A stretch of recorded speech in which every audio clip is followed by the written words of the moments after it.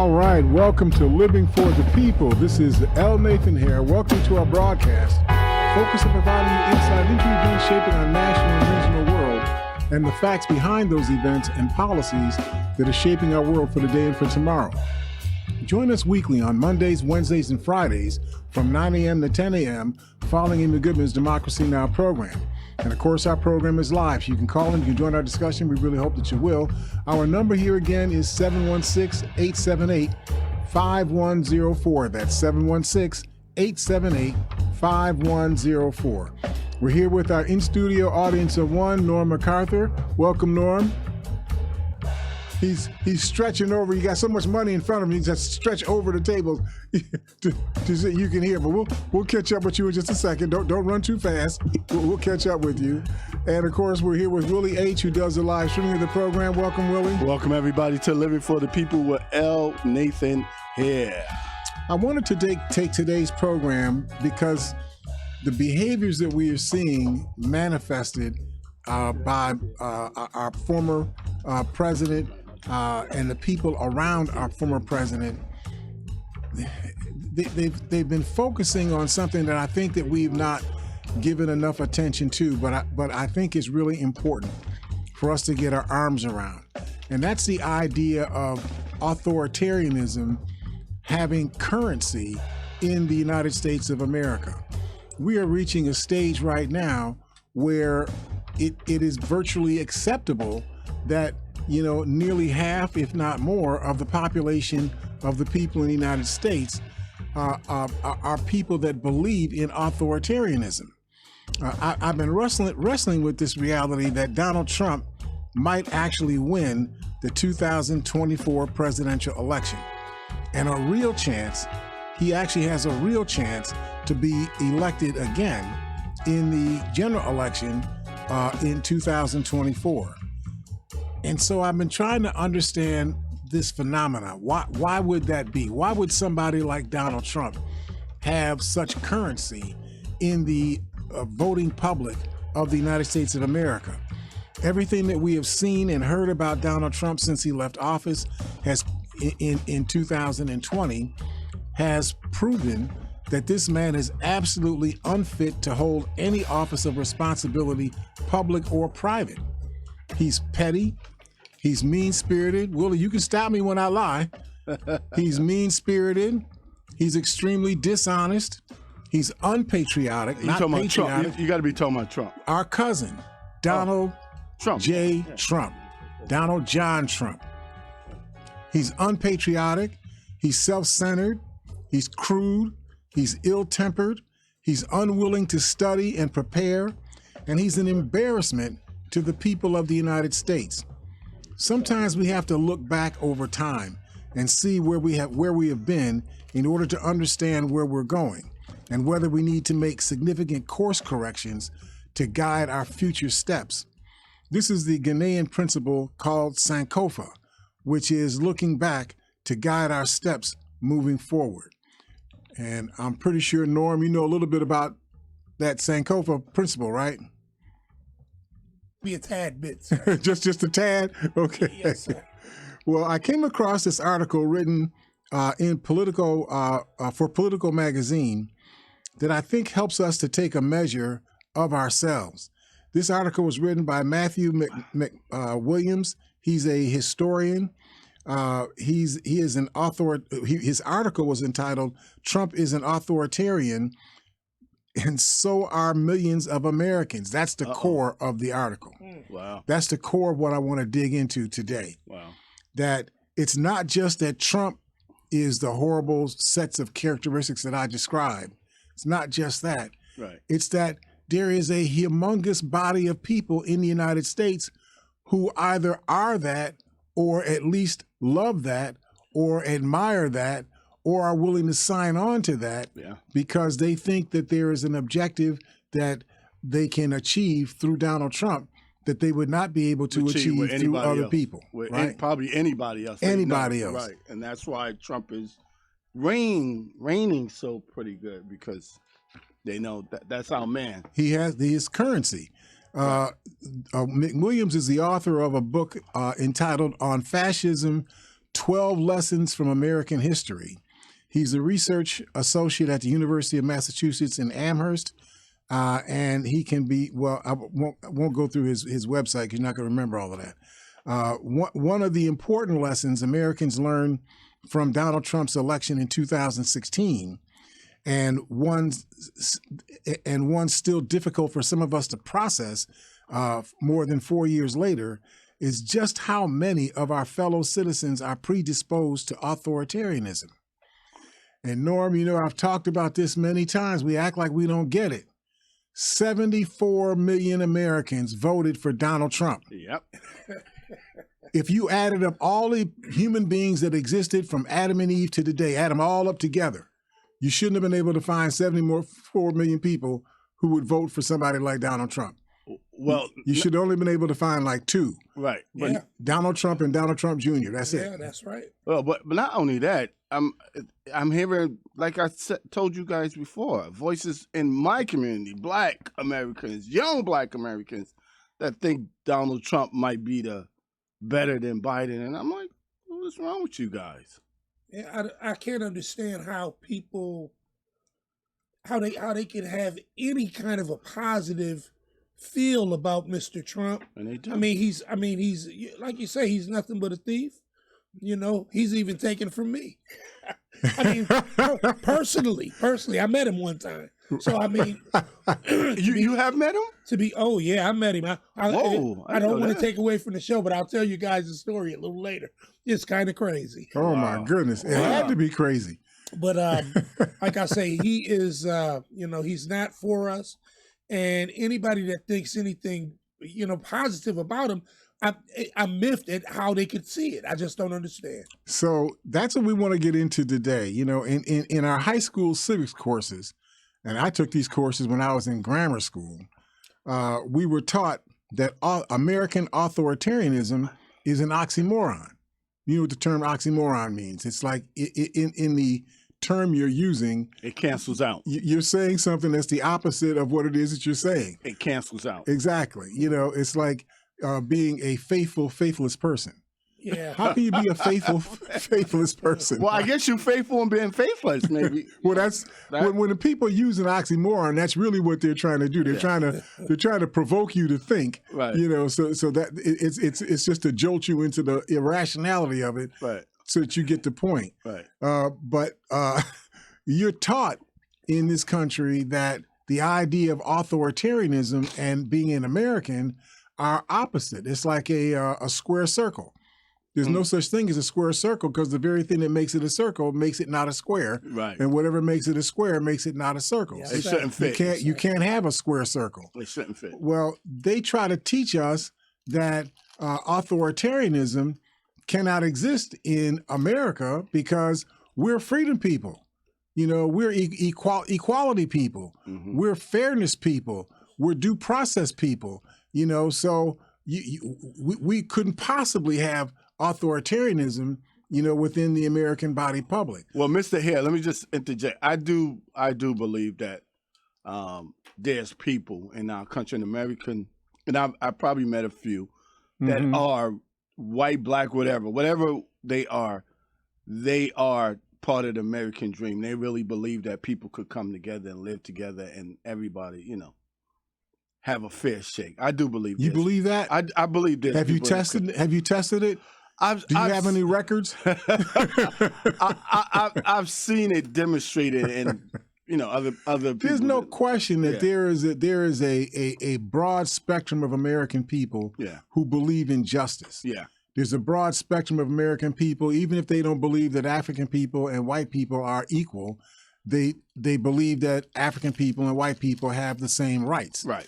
That African people and Asian people may not be the same people, but they have the same rights. Right. Right. So, I mean, everybody's not, you know, an angel, but there's a large body, you know, I believe a majority of American people who believe in democracy. I believe that. You know, majority rules, you know, and that there are certain floor rights, basic rights that you can't even vote these rights out of existence. Right. I used to believe that. Oh, you used to? I believed it until the Dobbs decision was made by the Supreme Court that undid the but Roe versus Wade. Yeah, but those are people that in power. You can't. I mean, you're talking about what?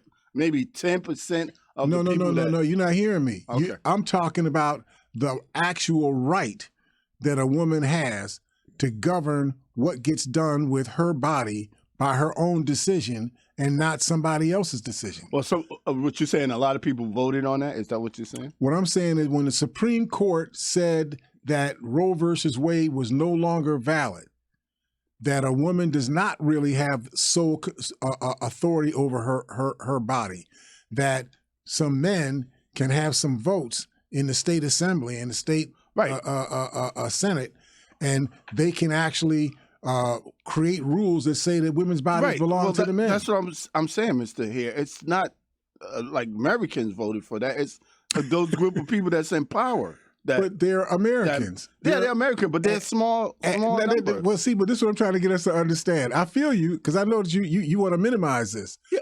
I want you to feel this. Minimize. We had 150 something million people vote on November 3rd of 2020. But did they vote for that, Mr. Hare? Did they vote for that specific? They didn't vote for that. Right, that's what I'm saying. They voted. That 56 million Americans voted. They did vote. Right? So that's the point.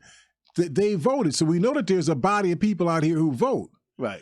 Out of that body of 160 or so million Americans who voted, 74 million of them voted for Donald Trump.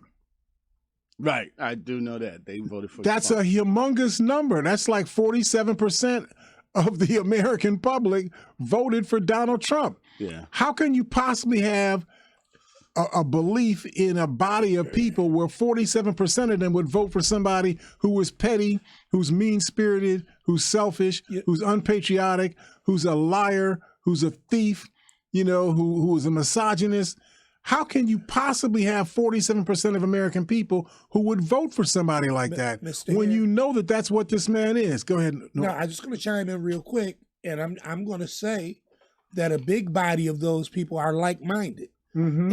And when you take that, and then you take misinformation and different things, different aspects, there's another body of people that really, especially before you know what this particular person is, you're voting for. They're voting for the TV Trump, in the beginning when he first came into office. Mm-hmm. But now that we know who Trump is and know what he is, there should be a huge difference now. But the people are voting for self-interest now in different aspects. Just so you know, the surveys that are being taken around the country, when you average them out, instead of 47% of the people voting for somebody like Donald Trump, 49% of the people want to vote like Donald Trump. It should be, and this goes to your point, that how in the heck, I mean, you're trying to get an understanding. I'm convinced now. How can it be? There shouldn't even be 11 people in the entire country who would vote for somebody like Donald Trump. I thought 6, Mr. Trump. All right. I'm convinced. Your argument is, now that I heard Norm, it's coherent now. Right out. Yeah, I'm convinced. Yeah, those people, you're right. So this idea of America as this place of equality and believers in freedom and justice, and all of that wonderful stuff, it's a fairy tale. I got taught that fairy tale. I believed on it. I mean, if you talked to me when I was 11 years old, I'd have been like, John Kennedy and whatnot. I would be the American patriot, the ideal. I just believe that despite all of the things that I knew about America, that Americans, the people themselves, were a different cast of people. They were fair. They were democratic. They believed in freedom, et cetera, et cetera. I still believe, though, Mr. Hare. I know we're going to work on you. We're going to work on you. Just follow me in this program. We're going to work on you. Okay. No, I'm with you, Will, that I do believe that the majority of Americans are believers in freedom and equality, that oppose authoritarianism and so on. I just don't think that those Americans feel threatened enough. You know what I mean? In this at this moment, Right. We can intellectually say that there's a threat hanging over your head that's going to get worse and worse if you don't pay attention. Right. You're going to wind up being caught up in that threat. Like kind of like global warning. Right. But they're busy playing badminton, and taking their kids to soccer, matches, and that sort of stuff, and they're not reacting to it. Right. But this is something that, in my view, you have to react to. You can't let this go on. You've got to stop this. They got a woman named Marjorie Taylor Greene, who's a congressperson. She took up 20 minutes of a congressional hearing to show pictures of Hunter Biden naked, having sex with some huzzy type, woman sex worker. What are you talking about? Why is that being done in the halls of Congress? Why is it relevant? It had nothing to do. It didn't have anything to do with a law. This was just to embarrass Hunter Biden and by inference to embarrass Joe Biden. Period. That's the only reason why it was done. How does that happen? How does she still keep her seat? Why doesn't the Congress vote her out of her seat? You know that law does exist, that you could have a majority vote in the House of Representatives and you can throw a congressperson out of their seat for misconduct. Well, what isn't that misconduct? What we just saw this woman do, Mr. Let me ask, how come that didn't happen during the State of the Union address that Biden made when she was just going crazy, shouting out all kinds of stuff? And if she wasn't thrown out, she should at least have been censured, for doing something like that. Right? I just don't understand. But my point is that's what I'm trying to help us to understand. The people that are paying attention, they wanted something done about Marjorie Taylor Greene and Josh Hawley and these other kind of people and whatnot. Yeah. They wanted something done about it, but they're not enough of the population. There's a large portion of the American population that thinks that what Marjorie Taylor and Gomar and all these other people, that what they're doing is wrong, but they don't feel threatened enough by it to do anything about it. Yeah, and that's what these Republicans are counting on. But disrespecting the president during a State of the Union address should have been enough for somebody. It should have been, but here's the point. If you don't do something about it, if you don't stop that from happening, it becomes normal. Yeah. So you remember when President Obama went to his first State of the Union address that he delivered, and a guy named, I think his name was Joe Wilson, a congressperson, he yells out in the middle of Obama talking about the healthcare legislation. He says, "You lie! Called him You a liar, lie!" straight up, straight up. Excuse me. He yells that out. Yeah. The decorum of the House of Representatives is that you don't do that. Right. You're not allowed to do that.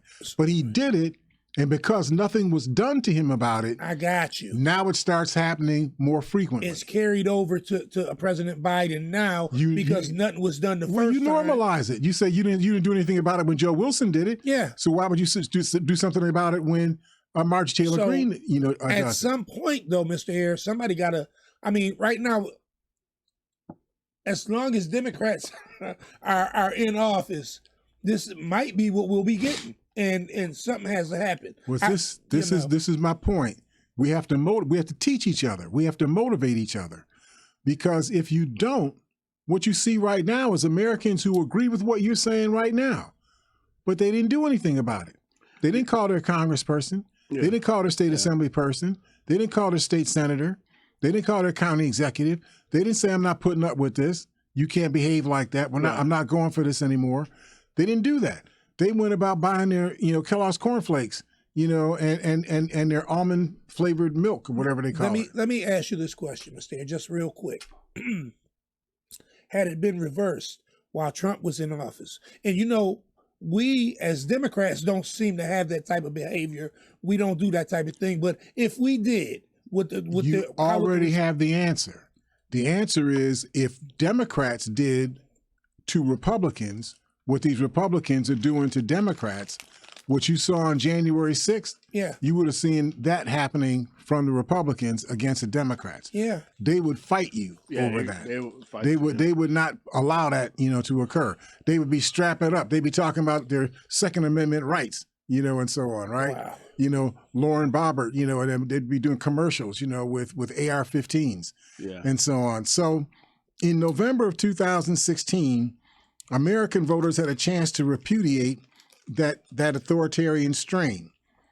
Trump was, however, elected as president.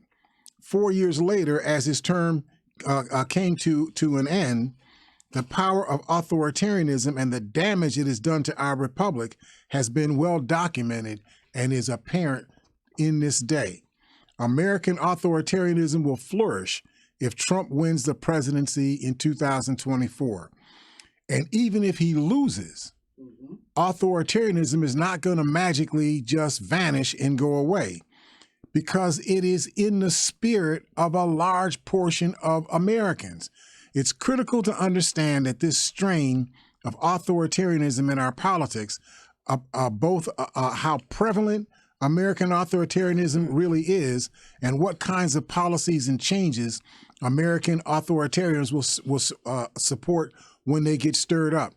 I need for you to understand that Hitler did not come into Germany like Attila the Hun, came out of Mongolia. They came on the horses, and they brought whatever it is, equipment and stuff, and they came to take.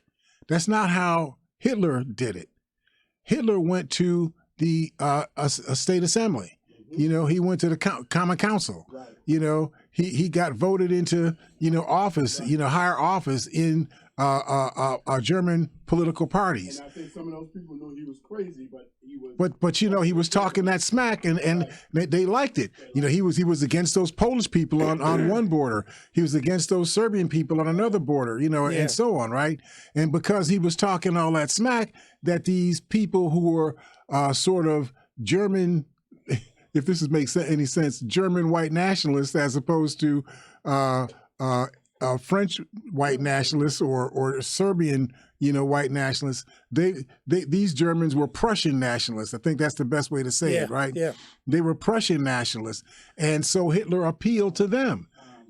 We Prussians, we're the real Germans, and these other people, they're not real Germans, and so we can repress them. Yeah. As a consequence, Hitler was able to use democracy to keep elevating himself into higher and higher positions in the political structure of Germany until he was able to build a broad base of support in the German population. Yes, sir. And then he used that broad base of support to use democracy, voting, to give himself more power and to take the power away from the democratic structures in Germany, on the idea that I need all this power to be able to help you achieve Prussian nationalism, right? Yeah. And the Prussian-oriented people went along with that. They bought that rap. That's what's going on in the United States right now. You got people who are white nationalists, and you get people like Donald Trump who say, I'm your champion. I'm going to ensure that these dark people are not going to be taking over this country. We know that they're trying to take over the country because we saw Barack Obama, the guy who was born in Kenya. He did it, and then That's all he has to say. And then they weren't done. Then they hired Joe Biden, and he has a vice president who's a woman who's half Indian and half black. We know for certain that these dark people are trying to take over the United States of America. And so Donald Trump appeals to that population, right? And what I'm trying to help us to understand is that there's a lot of people in America who are like that population. Right. That's the reason why this guy got elected. 74 million people out of 155 voters voted for Donald Trump.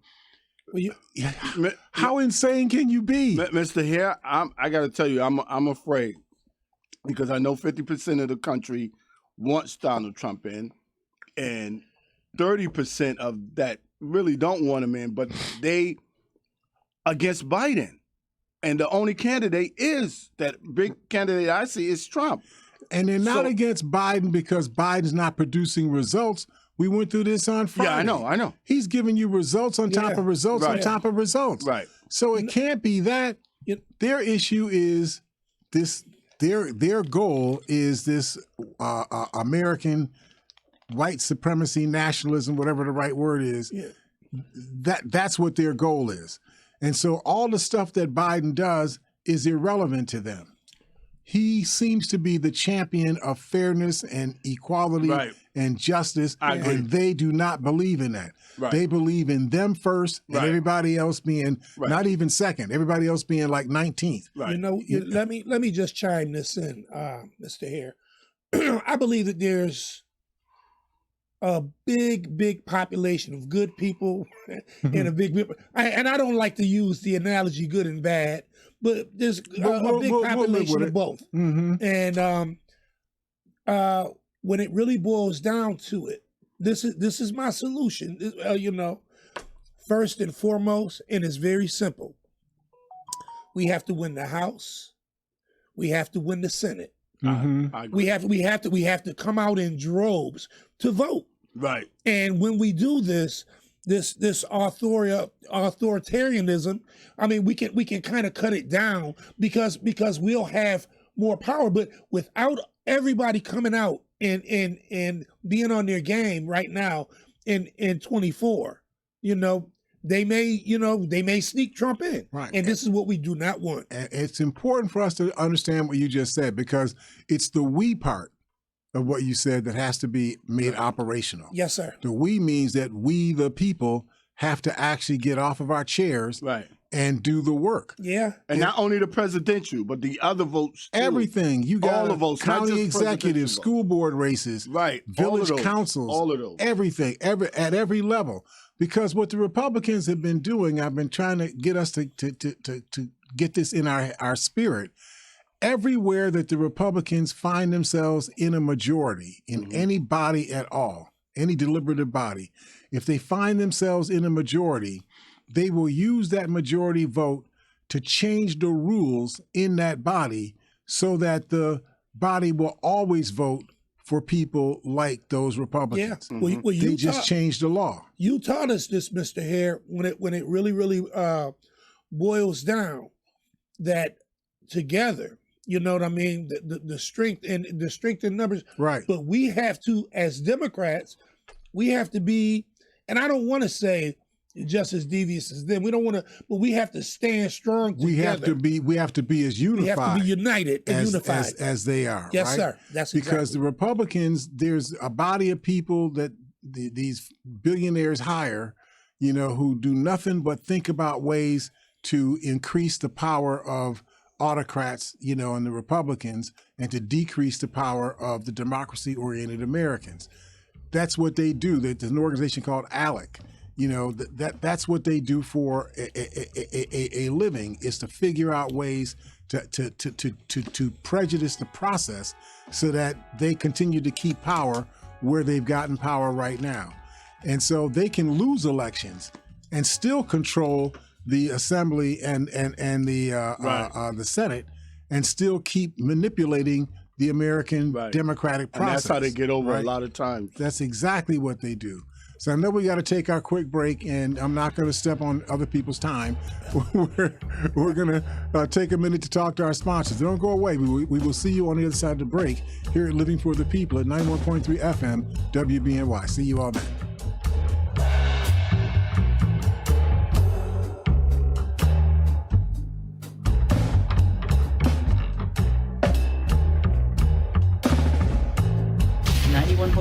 FM WBNY is proud to present Democracy Now! With Amy Goodman. Welcome to Democracy Now! Award-winning investigative journalism. Is the NRA imploding? Providing relevant analysis that makes you think. Secret State Department documents, including evidence of U.S. war crimes. Fact-finding reports you will not hear elsewhere. Democracy Now! Airs Monday through Friday, 8 a.m. on 91.3 FM, WBNY, Buffalo. Ready for radio that's challenging, innovative, and encouraging? Tune in, Living for the People. This is L. Nathan Hare. Join me right here, 91.3 FM WBNY. Mondays, Wednesdays, and Fridays at 9 a.m. after Amy Goodman's Democracy Now! We'll provide objective analysis regarding current issues. Call 878-5104. It's Living for the People on 91.3 FM WBNY.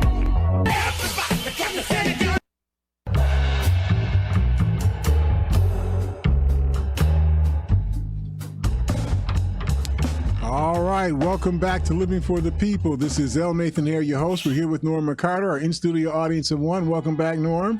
Thank you very much, Mr. HARE. And we're also here with our engineer, who is our IT genius, Willie H. How you doing there, Will? Hey, how you guys doing? This is Living for the People with L. Nathan HARE. Call in, y'all. 716-878-5104. That's 716-878-5104. And a shout out to James Braun. I want to make sure he's plugged in. James Braun, my friend of over 20 years. I got to say, I love you, man. You've been a blessing in my life, my family life. Even the reason I'm here is because of you. It's because of James Braun. That's why you guys see me right now. Thank you, James. This is from Norm. Definitely want to just give a shout out and just tell you thank you for accepting me and bringing me on board. Appreciate. And you all know that James Braun is the one who brought me into this space so that we could do. Oh, I didn't know that. I thought you was already in this space. Yep, nope. It was James Braun that brought me in this space. We've been together for a long time, but he brought me into this space. So just keep him in your thoughts and prayers. We're looking forward to talking to him as soon as we can. We love you, James. Love you too, Khaki. Thank you for continuing to support him. Khaki. Okay. So listen, as we're talking about this, you guys were talking about that body of people that were the good people versus the bad people. What you really meant were the people that are authoritarians versus the non-authoritarian type people. I know you were trying to euphemize it, but I get it. I know how threatening it is to call something a spade a spade. Let's call a spade a spoon. Yeah. Well, they think actually the other side think they're the good people, the right people. There's no question about that. I want to say something again, nuanced, trying to build on what Norm was saying. You can be an authoritarian and even a born-again racist and still be a good person, if you follow me for this thought. I'm listening, Mr. HARE. I was maybe 7 years old and I got lost, and wound up, over on Republican, conservative. Yeah, I got lost in South Buffalo over on that bridge on Elk Street, right? Yeah. And nothing that looks like African people anywhere Nobody in sight. And a police officer, right? People that you wouldn't think would be, folks that would be okay with people like me. Yeah, I never thought that. Right? But, he spins around in the street, comes back around on my side, and asked me what I was doing, and I told him I was lost. Yeah, I had time to lie or make up something. I'm lost, right? He says, "Well, where do you live?" I said, "I live in the Perry Projects on Alabama Street." He said, "Well, I know where that is. Come on, get in the car." Oh, that was nice. Not only did he put me in his car, he made me get out of the back seat and get into the front seat to sit with him, right? Okay. And he let me play with his radio. Hey, was this a white police officer? A white police officer. Wow. I don't think there's ever been a black police officer over in that area of Buffalo. Yeah. But, this guy treated me like I was a child. Yeah. Nice. Yeah. Like a neighborhood child. Nice. So even though we have these images in our heads of people, and those images are informed by our experiences with those people. So I'm not saying that you're just, you're making these images up. The images come out of what you've experienced with people, but everybody is not the same. And even if you're a Nazi, it doesn't necessarily mean that you wouldn't help somebody who falls to get back up. I respect your opinion there, Mr. There's a little good in everybody, and when a clock goes around, it's the same time twice a day. That's true. So I mean? I just don't want to count on that good in everybody. I'm just trying to help us to be more balanced in how we look at this thing, right? Yeah. So on your point, McWilliams, in his research, the surveys that he was doing, he found that approximately 18% of Americans are highly disposed towards authoritarianism. 18% of Americans are the kind of people that would put on those Nazi type suits with those leather boots and walk around, kicking, high stepping, and whatnot. They were that kind of people. He said he found that 23% of Americans are just one step below that first group of authoritarianism. He says, and then roughly 40% of Americans tend to favor authority, obedience, and uniformity over freedom independence, and diversity. So if you take those two groups, the 23% and the 18%, that's 41%. So he's saying roughly 40% of Americans tend to favor authority, obedience, and uniformity over freedom, independence, and diversity. They would give up freedom in order for them to be the ruling class in this country. You know, what you just said kind of resonates with me because the word authoritarianism is authority. It takes us back. Now you use the comparison of freedom and slavery. Right. And every situation that we're speaking of, it's like the freedom that we have is given only by if this authoritarianism, which is a police officer or somebody in authority, allows us to have it. Right. So it's kind of different, right? Right. And remember, freedom contains within it the idea that something is given to you or is in you, is possessed by you at no cost. It's free.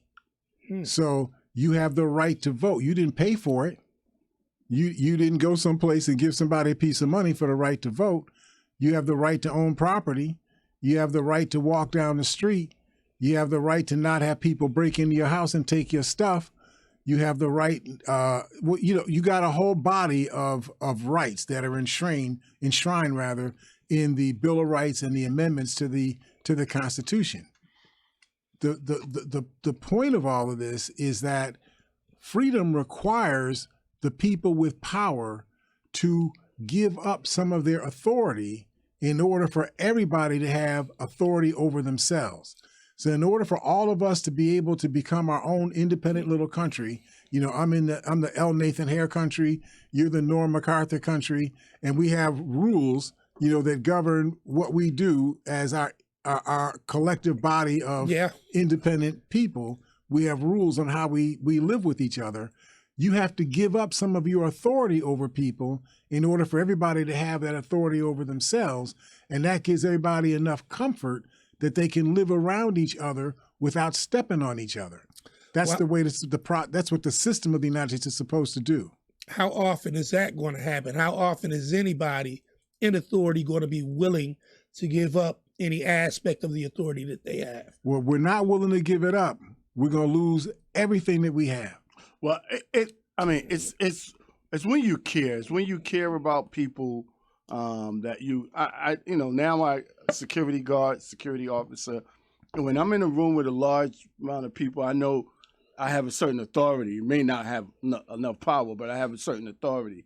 But I understand, too, for people to be able to freely go and do what they want to do, you kind of got to step back and just observe and let people do their thing. Even when you see something coming up that may be starting, just give it a chance to maybe resolve itself before you go in and say, no, you can't do that, or go over here. I respect that, Will. And I mean, when you really look at it, it's all in how you deal with the individual situation.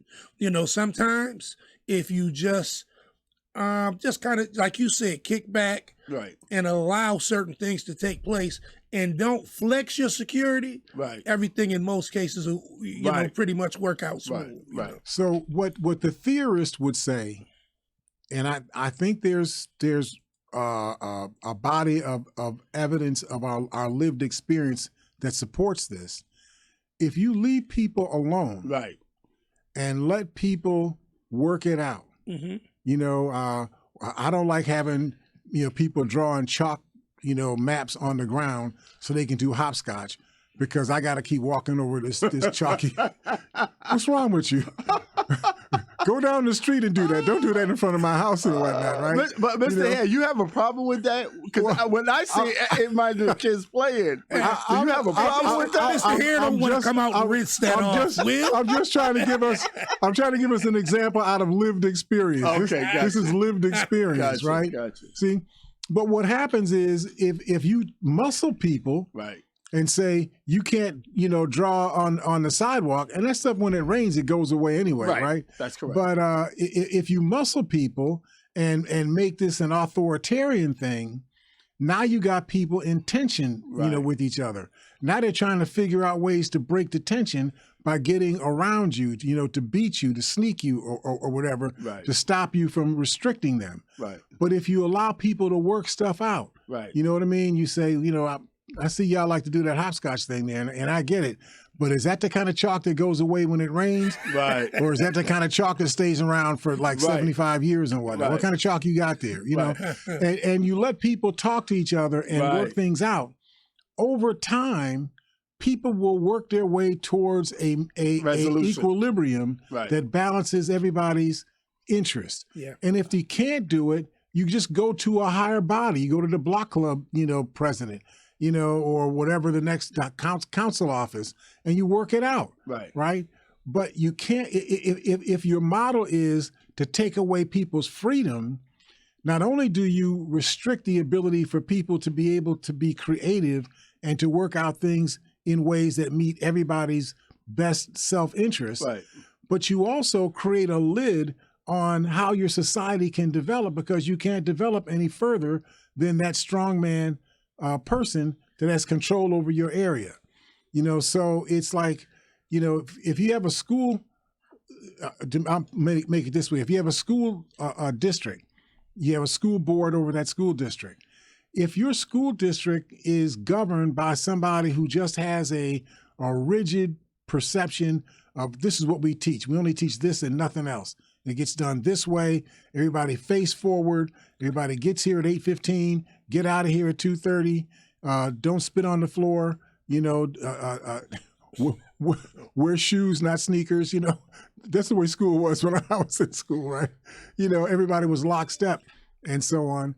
If you structure your education model that way, it's like you put a lid on the development of your educational process. Yeah. You can't grow the process because everything is under this tight lid of restrictions. Yes, sir. That's what authoritarians do to your society.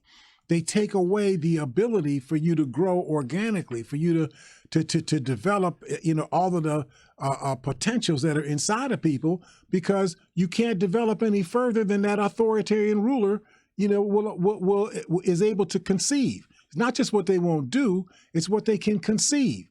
You only know what you know. But if all of us are talking to each other, now I get to know, there's 3 people in this room right now. I get to know now, I get 3 people's brains working on something rather than one person's brain working on something. The more people that have the ability to be a part of the process, the wider the horizon, the height, and the creativity that's going to be possible in my society. Right. But you can't do that if you put a lid on everybody through, these authoritarian, reins and rules and structures that inhibit people. And then, of course, you can't have it, Norm, because you're dark. You didn't know that? Look in the mirror. I'm telling you now. Don't be convincing yourself that you're not. You're dark. And because you're dark, you can't have the same rules that somebody who's light has. Yes, yeah. But that means that now you only get one brain helping to solve problems, to work out ways to meet the needs of the people, rather than 2 brains. And if you have more people, some that are yellow, some that are red, some that are alternately sexually, some that are differently disabled, and so on. If you have all these people engaged in the process of us figuring out how we meet the needs of ourselves as a community of people, you're going to get a lot more than needs met, because needs are going to be identified, are going to be addressed, and a broader depth of science and intellectual ability is being applied to those solutions. You can't get that done under authoritarianism, right? And you would think that we would understand that as Americans, but we don't. And not only do we not understand it, we have American people who oppose the idea. I don't want the creativity. I want you to stay dumb. I want all over there, stay dumb. You over there, yep, you stay dumb too. You all over there, stay uncreative. I just want y'all to be oxen. Tie yourself to the yoke and help me pull. Let me pull this grindstone around, right? Yeah. It's that sort of stuff. Do we have a caller hanging on there? Let me get that call real quick. Yeah. Hi, caller. Are you there? Yes, I am. Hello. How you doing there? Not bad, not bad. This is Norm, brother. Big bro. Welcome back, bro.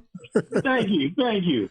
I'm not sure. I just want to talk about some of this this racism. I feel was just inherent in a lot of people. And I saw a program the other day. Well, it wasn't a program. It's on YouTube.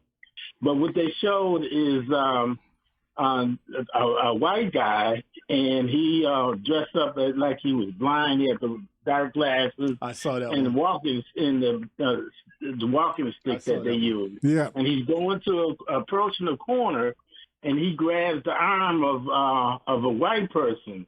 And when they see he's a white person, they grab his arm and help him across the street. Right. And several white people, they were going back and forth, and they were always helping. Right. Then they had a black person. Right.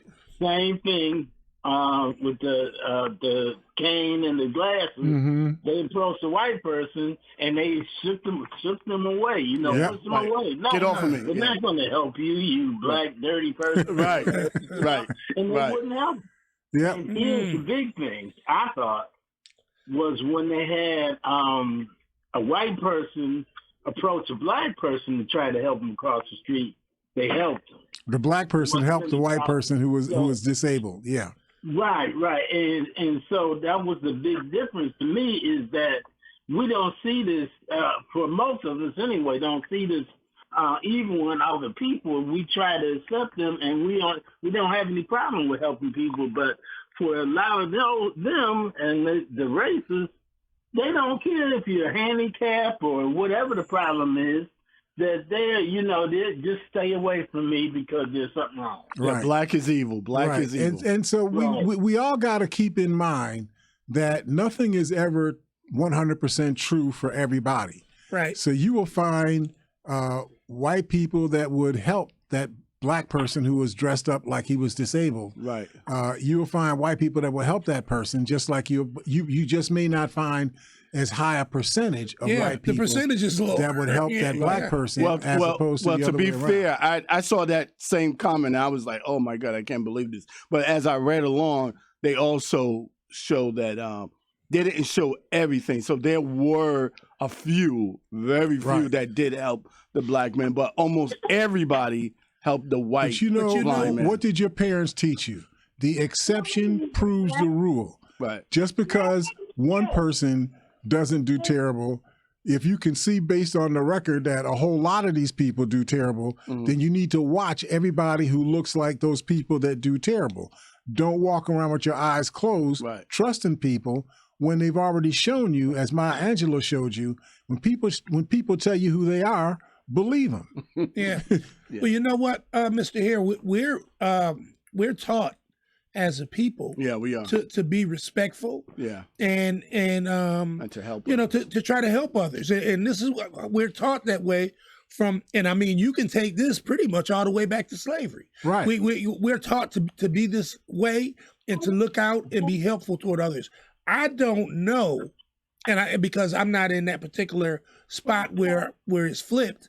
But I don't know if everybody is. There's a lot of racism taught. I don't think there's a whole lot of people or black people that are taught racism, but there's a lot of white people that are taught racism. And it's a difference. It really is a variance. In fact, I think that black people uniformly are taught reverse racism. We accept the racism of other people that we would not accept amongst ourselves. Yeah.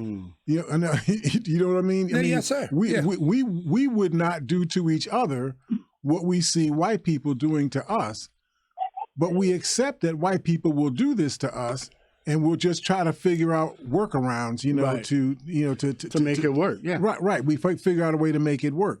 But we'd not put up with that same behavior by a black person doing that to another black person. We wouldn't tolerate that. Right. We would go to fistfights, over that. Yeah. So but this is the texture of what we're talking about today.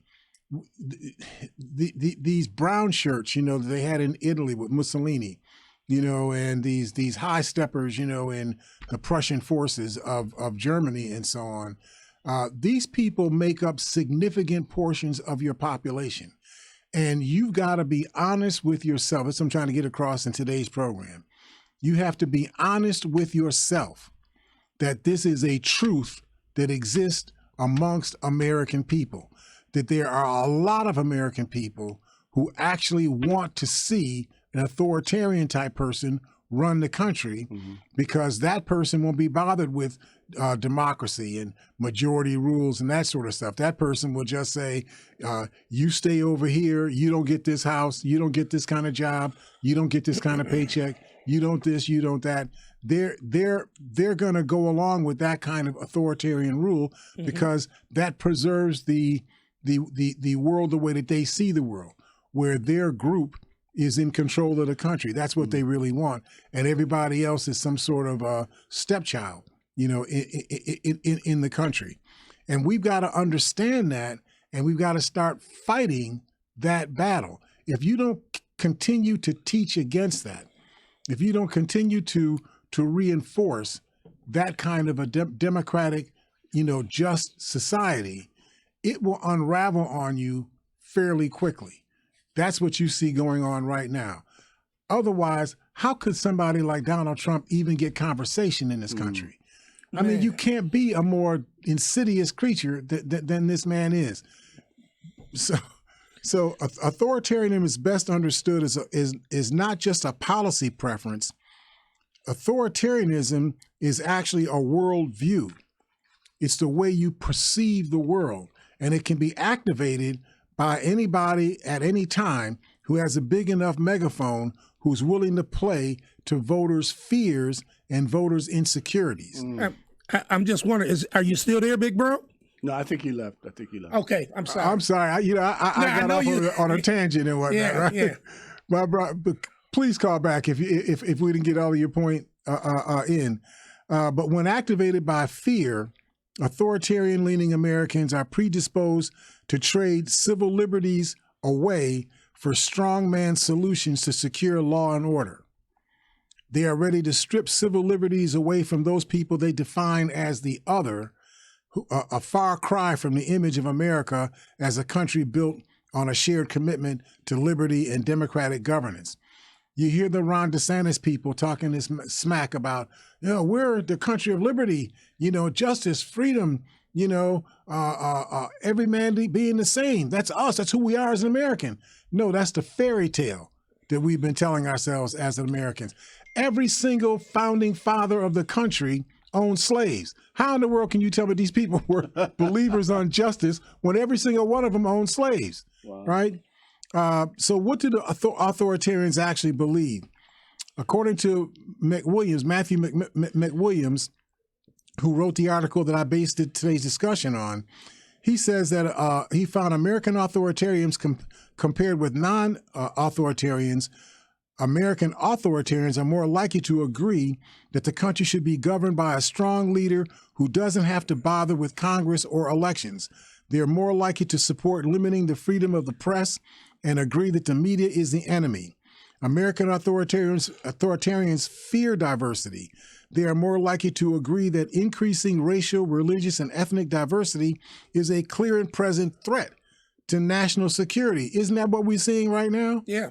He says that there are people who are more fearful of people of other races and agree with the statement that sometimes other groups must be kept in their place. That's what McWilliams research has found.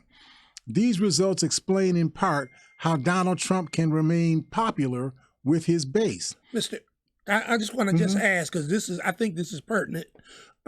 Wondering, when I heard them chime in about the media and said that the media is the enemy, but to me, it seems like the media will be like one of the biggest friends of someone who's authoritarian. Because only if they control the media. Only if they control. So remember when I was young, maybe not as much when you guys were young, because you guys are only like 7 or 8 years old, you know. But for me, a little bit older than you all, the media used to have lots of people, like 3,000 different, you know, people own the various media in the United States. Okay. Today, virtually 80% of the media in this country is owned by 8 companies. Right. But with that and them owning the media, I think it's the top percentage, the big money people, And when we go back and we look at self-interest, that in itself, authoritarian and self-interest together, it seems like they work together. You hit right on the head, Norm. If the media is owned by these humongously fat cat billionaires, no matter how liberal they might claim they are, and they don't really claim that, but Yes, sir. but no matter how liberal people try to say that they think the media is owned by people whose interest is money interest. Yeah. Right. Their interests are, I mean, what do you do if you have $120 billion in your portfolio? What are you chasing? You're not trying to chase winning a basketball game. More money. No. More money. Your trophy for the year is I turned my $110 billion into $130 billion. Yeah.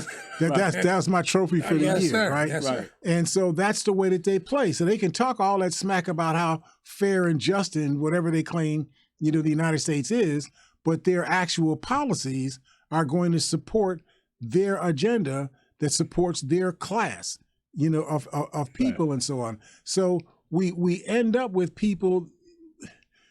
We end up with a country that has a large body of people who are so worried about what color it is or what ethnicity it is that has ascended in the political and economic structure of this country. They're worried about that, but they're not worried about the fact that your freedoms are being eroded day to day. And as your freedom, and not only are our freedoms being eroded, this is the other point I wanted to make a minute ago, the people who operate your elections, when the Republicans attacked these election workers, remember the two ladies in Georgia that they claim were stealing votes and passing, yes, sir. votes, amongst each other and so on. Turned out it was like mints that they were giving each other, and everything you saw on the video is the normal process of closing up when the election office closes and then reopening when the election office reopens up. That's what normally gets done. Yeah. But you get Rudy Giuliani and these people trying to paint a picture as if what you're looking at is something different than what's actually occurring and whatnot. But I lost my train of thought is this, that the election workers who make up the vast majority of what makes the electoral process work in this country, the people that are at the desk that receive you when you come to vote, they check the book to make sure that you're a registered voter, your name is in the book, and you got that person's signature, in the book. Your signature matches that signature, all that sort of stuff that goes on to run the elections. The people that produce the voter registration lists, the people that tell you where the voting places are. Those people were being driven out of their jobs. Those two ladies I was talking about. Innocent women. These two women, they got driven out of their jobs. Made them look like criminals. They actually had to leave their home. Right, because people was after them. Right, and Republicans coming at them with guns. Innocent people. Right, they were out there threatening these people's lives and whatnot. So my point is, who do you think replaced those people? Do you think it was liberal Democrats that replaced those people? No, it's the Republicans who ran those offices. They're the ones who replaced those people. So who are you going to be able to rely on to run your elections fairly if you drove 40 to 50% of the election workers out and you replaced them with these Marjorie Taylor Greene type, of Republicans? How can you trust the administration of your elections today? That's what we really got to deal with, going forward. So I didn't get into much of what I was trying to talk about in today's program, but I think you got the basic gist, of where we're going, where we're trying to go. Authoritarianism is the biggest threat facing the United States. And if we don't get our arms around this, 10, 15, maybe even 2 years from now, we're going to be a country that we're not going to recognize, and it's not going to be something that we're going to like. Thank you all for listening to us and supporting us. We look forward to talking to you all on Wednesday here at Living for the People at 91.3 FM, WBNY. And welcome.